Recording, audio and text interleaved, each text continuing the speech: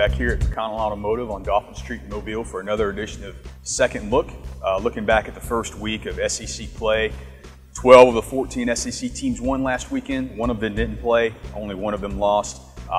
We'll look at Alabama and Auburn and some of the other interesting things around the SEC. First off with Auburn, Craig, what did you see out of the Tigers in there? It looked like they had a lot more energy on defense, which is obviously what they wanted with Will Muschamp in place. Things kind of went a little haywire. They got a couple of key guys hurt in the second half, but overall a good show in the first week with the new defense.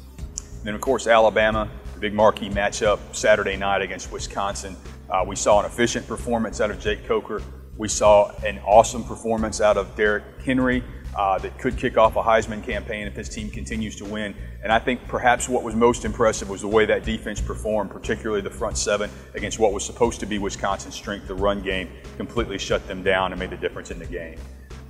Looking ahead, looking around the rest of the SEC, obviously 10 other teams won games too. A lot of those were against non-conference competitions, cupcakes if you will. There were a couple of big wins.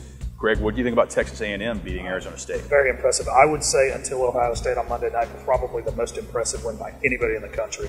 They look like a really good team, playing a ranked team, more or less a home game for A&M, but I mean they dominated the game, and they got off to a great start last year. We'll see if they can keep it up. This week, a couple big games in the SEC. Yeah, most impressive in that Texas A&M game was Sean Shavish's defense getting after the quarterback, I thought. Really great performance by that D.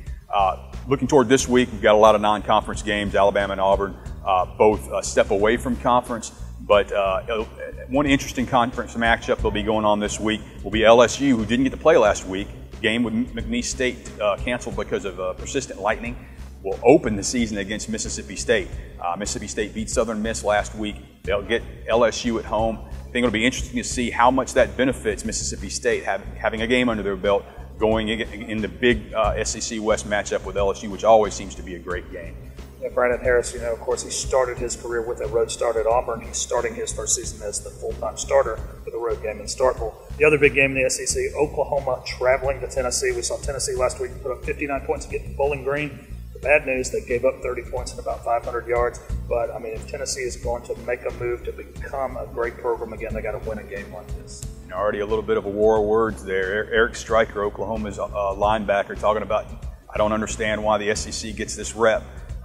They'll get another chance to play an SEC team this weekend. That's it for this edition of Second Look. We'll be back next week.